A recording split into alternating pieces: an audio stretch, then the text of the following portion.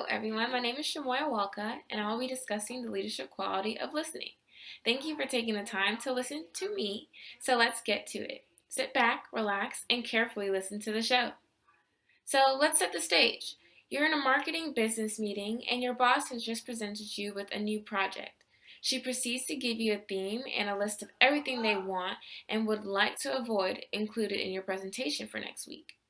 A week passes and you have gathered your materials and present to your boss, but you have completely missed the mark. She lost interest and was not pleased with the results. You were so busy in trying to create the perfect presentation theme for yourself, but did not actively listen to what was being asked of you. This is just one example of listening that can be difference between simply hearing what's asked of you and comprehending what's being actually required from you.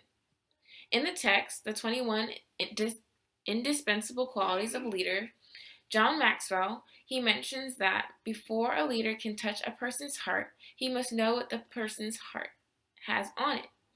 The book further suggests that listening is the solution, and I agree with him. I find this to be very true. We sometimes find ourselves so focused on completing a job or answering a question that we do not listen to what other people are trying to say to us. Listening, like many other qualities that we discuss, is a very flexible attribute. Listening can show a person that you care about their situation. It shows that you're interested in a person's idea or simply what they have to say, while showing respect for a person's judgment or advice. Listening to someone helps build the relationship between you and that person, and actively listening can only benefit you. A quality of listening has always been a well-developed skill of mine. With that being said, I do not believe that we should ever stop developing it, no matter how greatly we believe it to be developed. Listening is very important, and it can be different of how what people feel and walk away with from a conversation. For example, you may be a wonderful idea and pitch it to a solution to a company's problem, but it means absolutely nothing if you made them feel ignored or unimportant in that short conversation. People do not like it when they feel as though they have not been heard, and like many, I am one of them.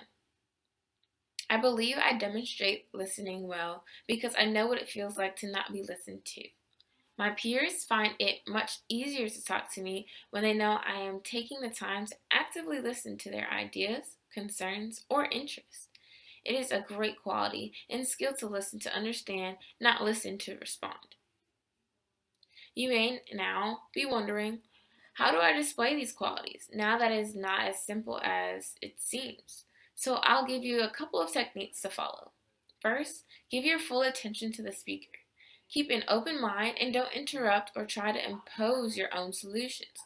The difference between actively listening and hearing could very much be the difference between a promotion and constantly being misunderstood.